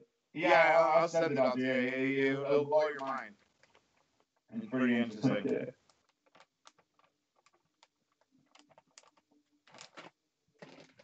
I've been frustrated recently with fucking. Excuse my language. There's a couple of shows up online that's really got my attention, and I actually went after the one while I put some stuff together out of his own mouth, and we won't even say his name on this show because this is YouTube, okay? And I know if I say his name, somehow it's gonna go back to him, and then this channel will be gone. So, but I will say Jason Goodman. Talked about him earlier. That guy just pisses me off to no end. How he has a $4 million apartment, does all this traveling, all these live feeds every day, and then asks for money. Right. Yeah, I know that one. That one's that's why they do what they do. Yeah. Well, I mean, they're all connected with Mossad there too, because that's a pretty trippy thing when you look at him and how he's connected with Gary Webb. And, Gary Webb's supposed brother, David Swager, and David, their father's the one who invented the cell phone. All right. And, he was a schizophrenic, and the two brothers, whether they're the same person or not, they wrote a book about hacking, and they're dangerous people. These people out there that are involved with these shills, they're dangerous people. And, and not only that is when you start talking about schizophrenics and living in northern Indiana, there's a good chance they're MK Ultra. So people don't understand half these shills are not, it's just not that they're shills. You're watching MK Ultra people. Just because they have some truth or they have something good to say doesn't mean that they're not MK Ultra. The whole MK Ultra program was not just about creating a perfect Manchurian candidate, but making a superhuman or making that split conscience be better at something. And that's why you see so many people in sports that are MK Ultra or in the movies. Because imagine if you could train the brain to remember lines. Just like it was second nature. They would make an excellent actor. And that's why you see these MK Ultra people in Hollywood and in our sports and wherever, because it's a development program for people. So we're battling against MK Ultra people, which makes it even almost more pathetic. in a weird way, It is pathetic, man. It is pathetic. The real MK Ultra, though, there's some sort of hypnosis that the people of this nation are under to not see through the obvious lies and mockery that comes through the media each day. I don't know how anybody can still believe what's on the news. From what I read, that comes through. What I read from their own social engineers, all right, when I was reading some of their social engineering from the RAND Institute, the percentages is, I guess it floats somewhere between 10 and 15% are people that they just cannot brainwash no matter what they do, okay? But the rest, they fall into a category, and they number the category 1 through 5. And 5 being the most, able to be manipulated, and 1s and 2s being less. So what they do is they try and find all the 5s, and those are the ones they work on, But the rest they just put under, a mass, general, social engineering program. That's how they look at it, because they don't even have, that general mass social engineering program. It's TV, news, and media, and that's really basically it. And that's all they need to do. But that other small 10, 15%, those are the ones there's nothing they can do to brainwash us, from what I understand. And that's from their own reports. It actually does make sense. Right. Right. It sounds right. When you're on this, you want to understand it because huh? That's the ratio I've always said. It seems like 1 out of 10 people get it in this nation, and everybody else is lost in the clouds. So, that's basically about it. And here's the thing, is that's why I tell people, as much as we want to fight against their stuff and this and that, when you read their real reports and they're talking about bad things they're doing to us and they understand, when they say, that 85% is what they'll always be able to control, and this other 10% is, they just can't do anything to control.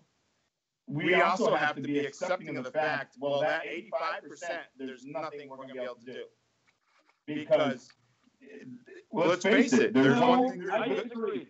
Well, here's the thing, the reason why they're under the hypnosis. They're under the hypnosis of what's taking place. That's why I say the only way to break through to these people is to take over the media, because the media really does control these people. All of a sudden, you and I are on the news tomorrow night, and you and I are laying out the facts, and we're doing it convincingly. It's going to have an impact on this. Well, that's a lot of people can't wake up. That's a different story, because then we're socially conditioning them in the positive way. Well, that's what needs to happen. That's the way people are.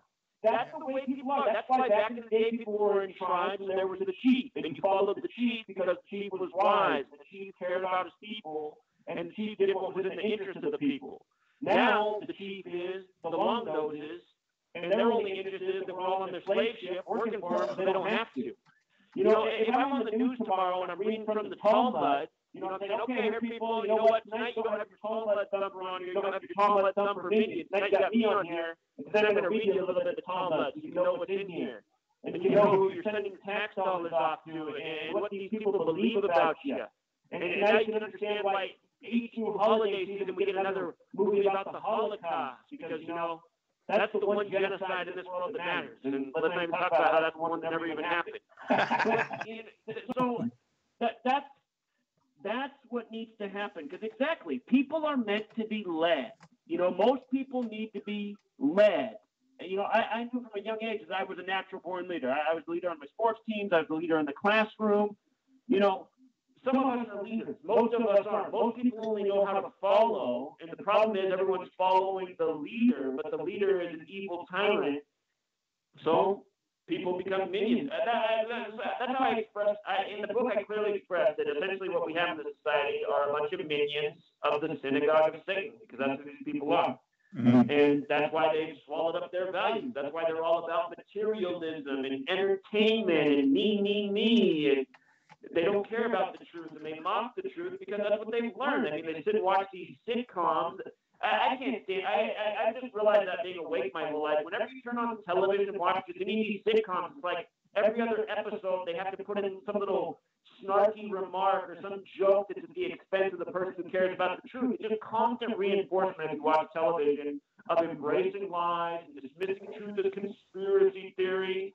And this is what everyone's all synced up. I mean, I just saw all after September 11th. I was like, look at this. I mean, people can't see that a man in a cave didn't do this, and you're watching your bullshit sitcom, and they're making fun of you. It's just, so it all needs to change, and it can't change if enough of us find our balls and go in and knock Anderson Cooper and the rest of these goons off their stools. So, you know, and that's like, there are some of us that want to do that. I'd love to do it, you know. And then, you know, here's the thing is we have to get a foot out the door and do something, you know, and I hate to keep on bringing up the protest, but I really need to get the word out there. You know, so many people keep on saying they can't come, but you can share the information. And listen, even if you can't come, you know how important sharing the information is? Well, just for my own safety, the more people that know that I'm doing it and for what reasons I'm doing it, the safer I am. You know, if nobody knows, they could sneak me off somewhere and nobody will even care or know. So the news needs to get out there, you know, even if it's just me that goes. So, you know, things like that are important. But, you know, at least it's a step. You know, and I'm promising it's not going to be the last step, but it's a step forward. Even if it's a little one, it's still a step. Right. You have to put out a message to let people know what you're doing, because it is a layer of safety. I don't know if you saw what happened to me last Christmas Eve. I had Montegraph making threats for me for Christmas Eve. He was putting out these videos. He's wearing this black and white checkered mask. He said I better watch my back on Christmas Eve. And then a car crashed through my house on Christmas Eve. So I was out of town when the car crashed through the house. And so I had to drive back that night. I got back to my house at like 2 in the morning on Christmas Day. And the first thing I did was I just recorded the scene and uploaded a video. And then when I got up in the morning, there was already like 50 YouTube videos made saying I'm a shill and I faked a car crash into my house. And I'm just like, Jesus Christ. I mean, where did they pull all these people out of the woodwork to say I faked this? But anyway, so the reason I would document things is because, I mean, that night here I'm sleeping in my house with threats, and I have a hole in the side of my house, so it's easy for anyone to get in here. So I don't want people to know what's going on, but yeah, that's why I've always documented what's going on in my life, and the time I've done this, put out videos just so people can know. I mean, my whole house got ripped off when I get death threats in the mail. I just let people know, because, I mean, if more people know, then I feel like it makes it harder for them to do anything. Because, I mean, I feel like if they do something to me and more people are aware, well, it's just going to wake up a lot more people, and it's going to make my message a lot more valid. But that's the way I look at it. Documenting that. Well, yeah, that's the way I look at it. And that's what they don't want. That's why, you know, the message is important, because If they do something, that only will wake up a shit ton more people, will get the message way further out there. So that stops them from doing stuff because they're, sometimes they think, not all the time, but sometimes they think about stuff like that. Just like the threats that they made to me recently. I thought of calling the Sandy Hook, or well, the Newtown police, because there's no Sandy Hook police. That people are so confused on how that town even works. But just to tell them, hey, these people are threatening me. Let them know that your own people are threatening me. Just so you know, I'm recording it. I'm putting it on notice that I've been threatened by you guys. Well, that's the shield. Well, Zachary brought up the very person I was talking about. I wasn't saying his name, but I don't really care because I did put a video together with him telling on himself. I just didn't post it on YouTube because anytime I say anything about Moneygraph, I get attacked by Moneygraph under October Rens and I'm your ghost and blah blah blah blah. Okay? Right. So he'll come after me and attack me because I dare to say something. But I did make a collection off of his own mouth and exposed him for what he is off of his own mouth. And I posted it up on Facebook, and I also posted up on what is it, TalkShoe or BitShoe? Yeah, well, the crazy thing is, like Zach, is the research I did, we're coming to find out that Monograph is actually just Jason Goodman's bitch. Is what we're finding out. Yeah, he's somebody's. Yeah, he's handling it. And he's looking. Jason Goodman's the liaison with the Mossad, and it's looking like Monograph is basically his bitch. Oh, he got madder than hell at me when I says, "So who's your handler?" He didn't like that. Yeah. Yeah, he's a dangerous person though. He put out after the car crash near my house. Then he put out another video about being a dead squirrel, and then I literally had a dead squirrel right on my step the next day. And I know the police aren't on my side, but I documented with the police, and the police said, "Oh," I showed them the video and everything. They said, "Well, there's nothing we can do about this." I'm just thinking, when we take over this nation, we need to roll over the police too. All the police are is a barrier to justice. Yeah. It's just. Well, the police are people. It was just a weird occurrence that when I came up here, how lucky I was that the police chief where I moved to was extraordinary, really cool. He's the one that made arrangements so I can testify in court about the Kalamazoo overshooting being fake. I think I sent you copies of that paperwork, Zach. Did I? I don't think so. No, I'll send it to you right after the show, so you can read it. And the judge sits there and says, "Well, we know these things go on in some places, but we can't prove whether or not it did." But he admitted that these things go on, and he apologized for what I went through, and I was able to get the transcripts, and he reassured me that those things don't go on here. So it's a rare occurrence that I happen to show up in a place where the police are like that. But I think it's because I'm so far secluded, way up in Maine, that they, some of the elite of the northern woods, which is probably not that elite, that do know what's going on, don't necessarily like it, But because they haven't been so indoctrinated, because they're so far away up in the woods here. So it's an interesting thing, but you're right about the police. Everywhere else in this country, I've seen them. It's a joke. It's a joke. They're just order followers that will do whatever they're told for a paycheck. They don't care. They're not there to serve and protect you. They're not there for anything other than their little show to make it look like you're safe and look like they're helping you, and the rest of it is to screw things up. Well, we don't have much of a police department up here, so if somebody gets hurt, you'll see somebody put on their blinkers and race to the hospital.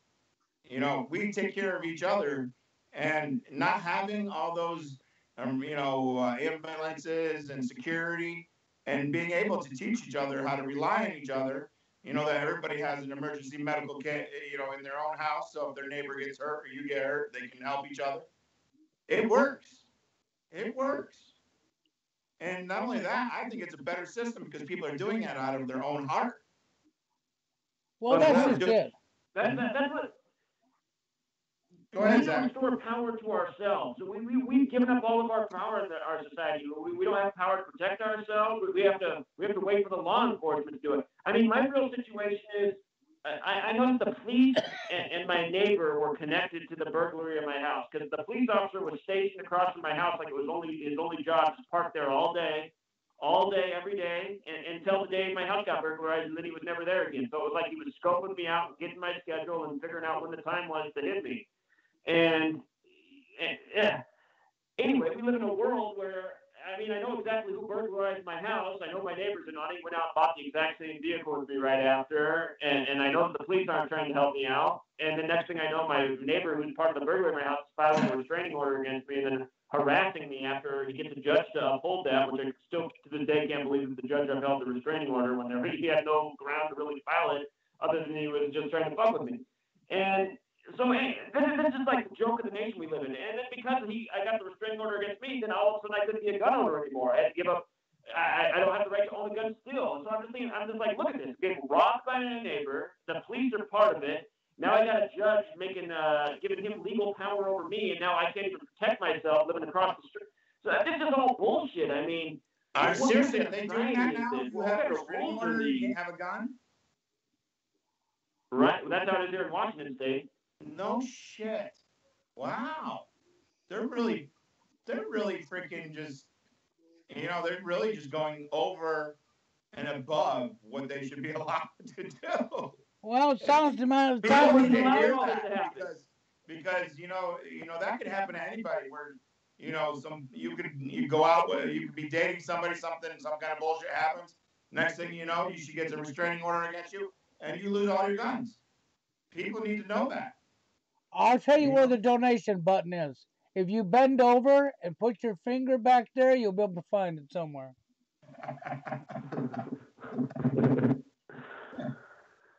Yeah, so I mean, this nation is just a joke, and the thing is, I mean, if you're Joe Schmo and all you care about is watching your ball game and keeping your favorite snacks in your fridge and in your cupboard and you just tuck your head down like a turtle and act like everything's peaches and cream. I mean, you can get by in this world, and sadly, that's who this nation is. And it's like the problem for Joe Schmo is when the tyrants take us to the cliff, it's going to be the day they turn the lights on us or whatever they have planned. That's when Joe Schmo is going to be fucked, and he's going to realize that he should have woke up and he should have seen all the warning signs, but it's going to be too late. And sometimes I think I should just figure out what the best place is to live in this world. I mean, we live under the New World Order, and pretty much they have jurisdiction everywhere, but some places are still better than others. But it's like, I don't really want to run, and I just want to fucking restore sanity where I was born. And I know it can be done, but the only way it's going to be done is if we take over the television waves, the airwaves, and so we have to figure out how to put the campaign together to make that happen. And that's my mission right now. I'm actually with him on that. Yeah. I think that's a great idea. I really do. Yeah. Have you guys seen the movie They Live? Yes, I have. I even got it. That movie ends with him, taking down the cable, and then everyone's snapping out of it. And the pirates know that that's exactly what it is. So we got to have the same ending. Yeah, and that's one of the things I'm talking with Bill. Why I don't think there's going to be an EMP or something that'll take down the grid, because they need that up for their control. They need that up. Well, they can always blow it back up. They want to depopulate. They can just take it down for 2 weeks. I mean, you take out the power in the nation for 2 weeks, it's going to be mayhem. Yeah. Well, there's that option too, but let's hope we don't get to that deep of depopulation, because I think the way they're already going, they really don't need to do much. I mean, Japan's losing 1 million people a year already.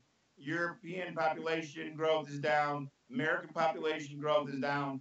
It's already down, and all this other crap they're doing 90 is seconds. down further.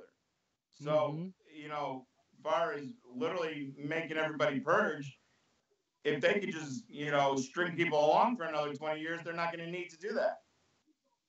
That's it. Well, our blog talk time is about up, guys.